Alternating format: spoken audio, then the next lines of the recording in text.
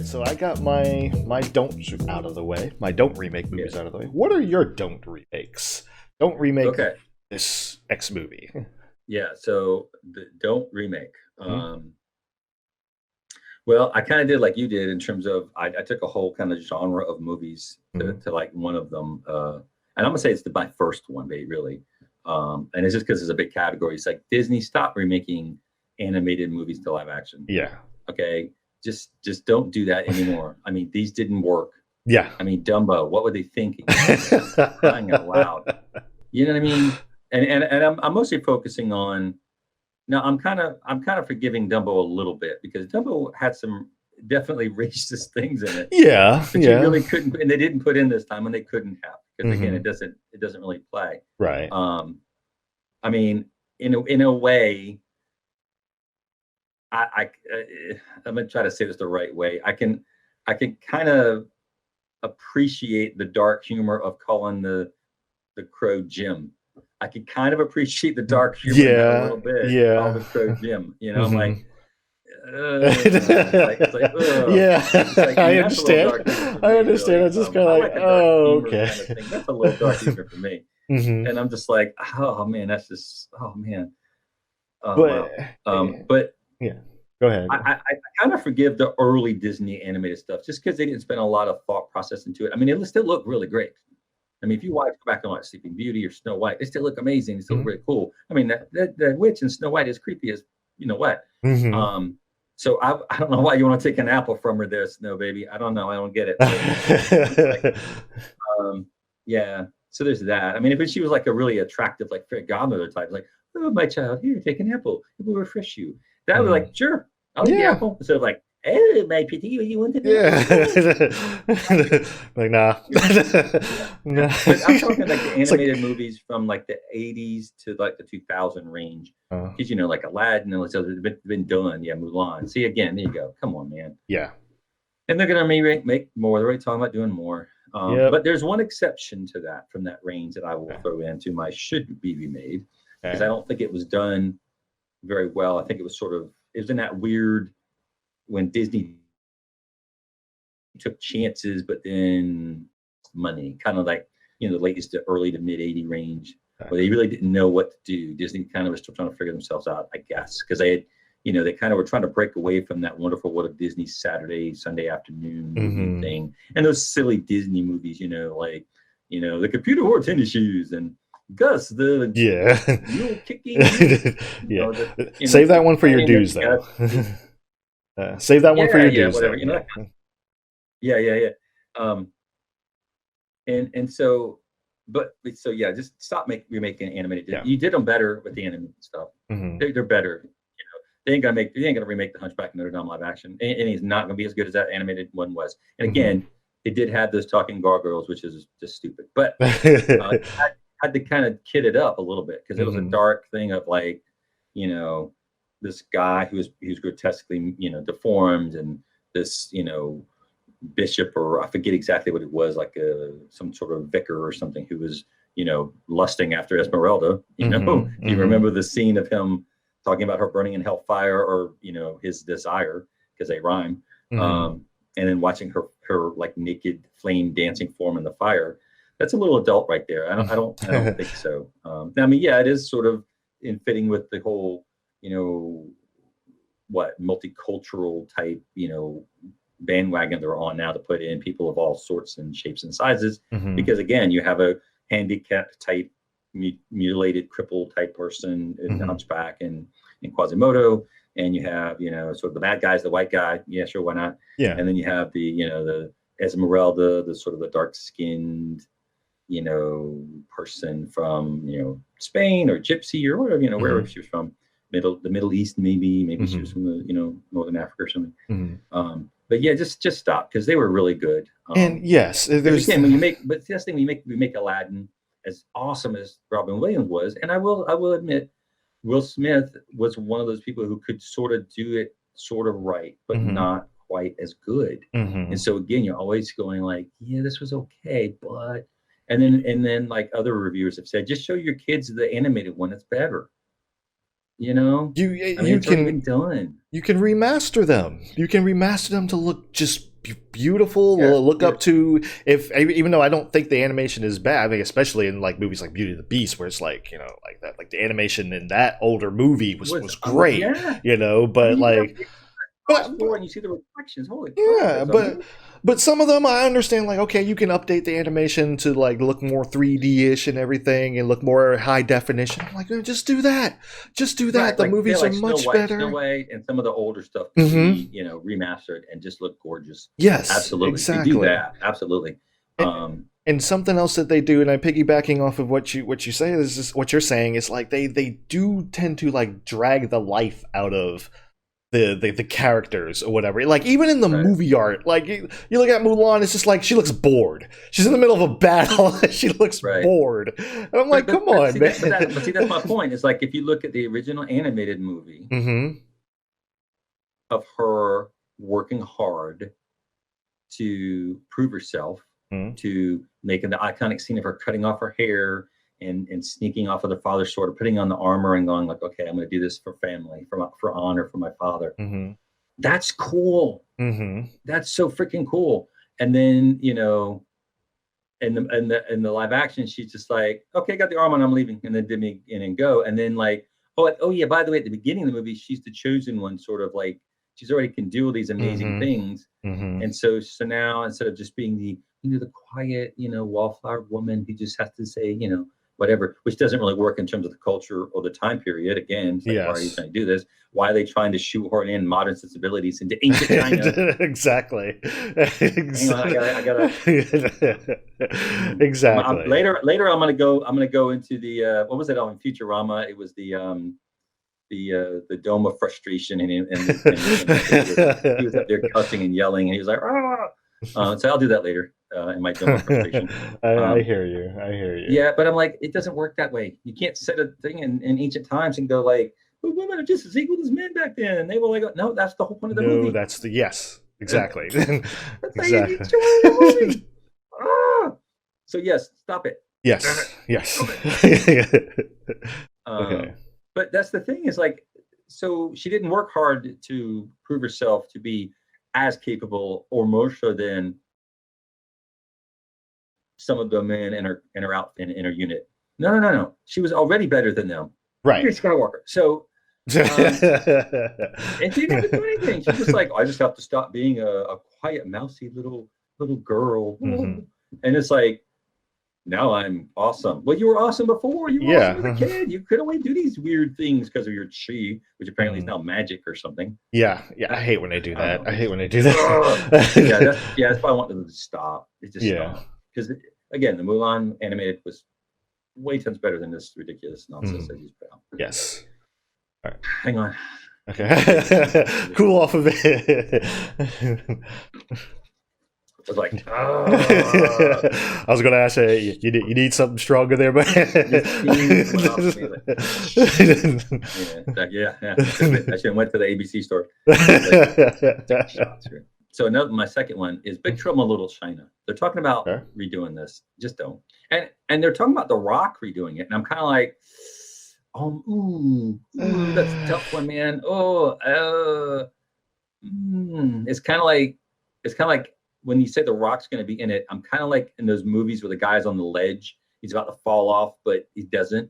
I'm like, that could almost push me over the ledge, but because it's one of those. Big Trouble in Little China is one of those kind of sleeper hits of the summer that people just didn't expect it to be as good as it was. And it was, a lot of it was sort of word of mouth, and people like, man, this movie's really fun. It's again, Jack Burton is a truck driver, every man kind of guy thrust into the situation. And see, there's the formula right there. He's just every man thrust into the situation. He doesn't have any particularly good set of skills.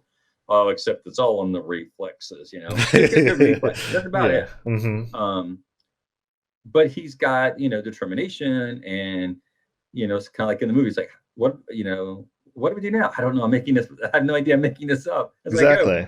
That's what I'm talking about. So he's just kind of brash and full of, like, I don't know, as the British would say, like, piss and wind or something, or, but he's kind of full of himself into some degree, but he also knows when it's over his head. And of course, his friend,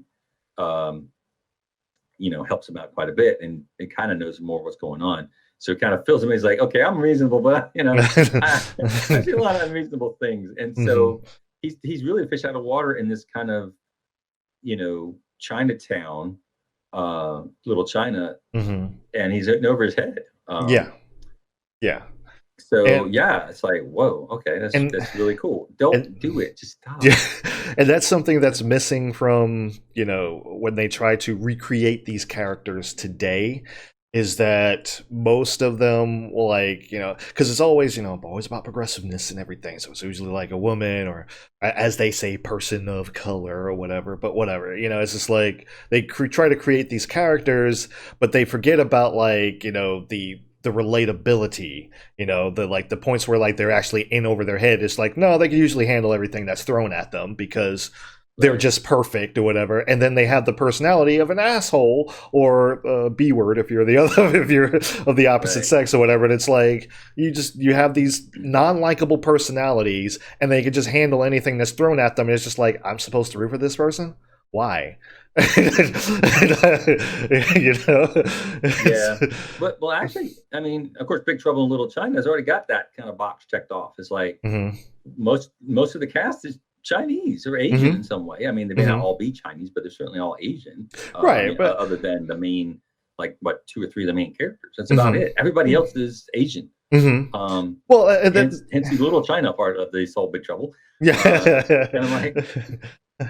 Well, what I was more getting at was like, the character traits of like the main character that you're supposed to be following and rooting for or whatever. It's just like they're like, like, okay, they'll some of these characters might be a little bit full of themselves or whatever, but they also recognize when they were in over their head and where they had to really think hard to think on their feet to get out of a certain situation, and make things stressful for them, versus today where it's like they've just got everything handled. They've already like, this is no problem.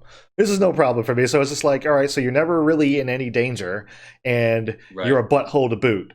Why do I want to follow you? Why do I want to root for you? Why do I care? So that's the thing. What I'm more so getting at is like they can't.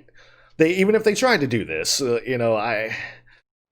maybe with The Rock, you might have something going there because it's The Rock, but it's just like, I don't think they can't recreate this because they won't. They're so got their heads stuck up there. What? Right. So. And I want to say when I went and saw the Jumanji, it wasn't really a remake. It was sort of a sequel. It's like a continue. Yeah, sort of a sequel. I really enjoyed it, actually. Did we review that one? I'm not even sure. It's been a while. No. But, you did say it was one of your favorite movies of whatever year came out. That year. Yeah, it was enjoyable. It was fun. It was interesting. It was a new take on it because the Jumanji game in the movie reinvented itself as a video game because people just didn't play board games. So it was like, how can I trick people now? Because it was all a living thing ish that was trying to trick people. Basically, it was kind of like Pandora's box becoming something else to get people to open it. That's kind of clever. I'm like, okay. And then the fact that they were a video game and you had so many lives and everything, which was clever too. And you could also get trapped in the game where like one of the characters still was in that sense. And so like, okay, very cool. So I thought it was clever, and the way they handled it, and they kind of brought in, different kind of people and stuff. And it's like, I don't know, I just thought it was clever. It's like you had the ditzy, self-absorbed girl playing the overweight Jack Black scientist characters, It's like, it kind of was also making fun of itself and these kind of stereotypical characters to like teach them a lesson almost. Yes. So so that's Big Trouble in Little China. Just don't. Just don't. I agree. So now you had mentioned these. I guess you were kind to me and you threw these to me because I didn't hear you mention them. And your Don't Remake. And I was like, oh, those are 2 good ones. The Crow with Brandon Lee. Right. And I just don't. They did some redones with what was his name? A guy looked a lot like Brandon Lee, at least in the makeup. Mark Dacascos guy was in a TV show. Dacascos, is that right? Is that what it was? I was going to say something like that. I was like, Damascus, this something. Yeah. I mean, he kind of favored him, and of course the Max it kind of fit the character. But certainly with Bruce Lee's son, and kind of the weird way he died, and that kind of whole bizarre thing. Right. It was a really good movie in it that was new. It was new. It was like, oh, this is neat. This is weird. Exactly. And it was a one-off kind of thing. They really didn't do remakes, like kind of like you were saying with Terminator. Right. Kind of wrapped up. Like, okay. Well, they had I think they had a couple sequels, but they were very repetitive. Yeah, and it was just like But that's the thing. I mean, what else do you do? It's like, oh, this guy dies in a horrible way, but then has to set things right, or has to come back as a vengeful kind of revenant spirit kind of a thing to mark vengeance on people and then that's it. And then maybe to protect somebody too who was still there under, like the little girl in the movie. To kind of give that character or spirit of the character a sense of purpose outside of his own vengeance. Because sometimes that can kind of like, okay, yeah, I get it, but that's kind of like, But if you're protecting someone who's still there, like kind of like in Ghost, where the ghost is protecting his, girlfriend, that's a little more relatable, because now you understand why they're still on Earth. And it's like, this thing is pulling me stronger to stay here because something bad could happen to this person that I love. And so that makes sense, and people get that, I think, more so. Yes. But The Crow, it was just so dark, and it was fresh, it was new, it was different. And of course that whole thing of how, like I said, Brandon Lee died, that kind of weird, kind of like Bruce Lee's death, kind of like, kind of thing. So you got all that going on. I just it's almost like for that one you'd be like almost like digging the guy up and laughing at his corpse. You're not wrong. You're not wrong. It just seems a very I guess disrespectful is what I can think of. And also a very underrated performance by Ernie Hudson. Yeah, because he was really he's another one of those, like, everyone likes him, but he's like, he's kind of underrated in his own regard. It's just like, I don't know, but well, I think he's kind of one of those the actors that fall into that range sometimes. When he was in Ghostbusters, for example, you expect him to be a certain character, kind of like I think I've talked about it with the actor Michael B. Jordan. When I see him in movies, he's Michael B. Jordan. It's the same with Jason Momoa. When I see Jason Momoa, like in the movie trailer, he's Jason Momoa being Jason Momoa. He was the same as Aquaman. I don't see him. He was the same in the Conan. He was a little more serious in Conan. It didn't work. So. And I'm like, oh my god, really? Come on, dude. He was a little. Well, the funny thing is, I think it probably could have done with a little more Jason Momoa, because he was a little too serious in that movie when everyone else was really goofy. But it was Aquaman. In the movie? What you call it? You just said it. Conan. Yeah. He's like, because he was like the only one that was like really serious, and everyone else was like out there and outlandish and goofy, and it was just like, it felt like he was in a different movie than everybody else. Probably. I still think when he was playing that role, he had his tongue firmly planted in his cheek the whole way, because, like we reviewed that one, but I don't know if it was still up on your channel, but when we compared the old Conan to the new Conan with all the flipping, because the director was a music video director, so he has all this weird flipping. I don't know. It's like, is this a dance? Is this a fantasy movie or a dance movie? Everything, not just people, things were flipping. It's for no reason. Cars flipping. I mean, like, what? It was just weird. It's like this movie could use more flips. It's like it's like the director sitting there, he's just thinking of an idea. The writers and directors like, it's a good story, but what is missing something? And when guy goes, raises his hands, goes, "Oh, Johnson, what are your ideas?" Well, sir, I noticed that the movie doesn't have enough flipping in it. Good point. I haven't thought about that. What are you saying? Well, it's true. It is lacking a lot of flips. I see. Well, since you all mention it, maybe that's the way we can go with this one. It's like, I don't recall a lot of movies in the recent era with flips in it, so maybe we should investigate this. It's like, I don't. How do you have that conversation? You know, just like you think about the stuff that we see in the pitch meetings, videos, stuff like that. It's just like, how did you bring this up to somebody and let them okay it? And so that's that one. So then an honorable mention we had talked about before we started, Escape from New York, because I mean that's another kind of Kurt Russell, Big Trouble in Little China, Kurt Russell type thing. Mm-hmm. It's that iconic character that you just, in my opinion, you just can't top. I mean, they did a big Escape from L.A. Mm-hmm. And that was just wasn't quite as good. Yeah. And Escape from L.A., like you said before, was like kind of lightning in a bottle. So Escape from New York, kind of like that, lightning in a bottle. Mm-hmm. And it had some great actors in it. It had some great characters. I mean, for crying out loud, Isaac Hayes as the Duke of New York. Yeah, exactly. I mean, I'm like, wow. I mean, I love him as a musician, mm-hmm. And he's certainly accomplished as a musician. Mm-hmm. But then to have him in this role, it's kind of like, what's Isaac Hayes doing? And actually be good. Yeah. Mm-hmm. I mean, he didn't oversell it too much, I think, and mm-hmm. It's another John Carpenter movie, so you got that going on for it too. But I don't know. You had Lee Van Cleef, you had Donald Pleasance as the president. I mean, you had kind of like a lot of the John Carpenter staples as the minor roles and stuff. Ernest Borgnine, Adrian Barbeau. I mean, Harry Dean Stanton.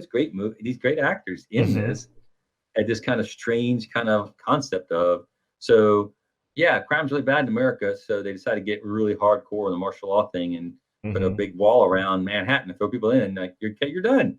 It's like, wow, that's really dark dystopian. No kidding. But then the anti-hero of Snake Plissken, you're like, okay, he's not a great guy. By any means, he's done bad things. Right. But at the same time, it's like, it's like he's a war hero, but at the same time, you're like, well, maybe he wasn't treated very well, like a lot of veterans aren't. This is true. So maybe that's why he turned to crime, especially in this kind of dystopian future. Maybe that's, when smoking is illegal and all these other things are illegal, and you're like, really? Well, okay, that's weird.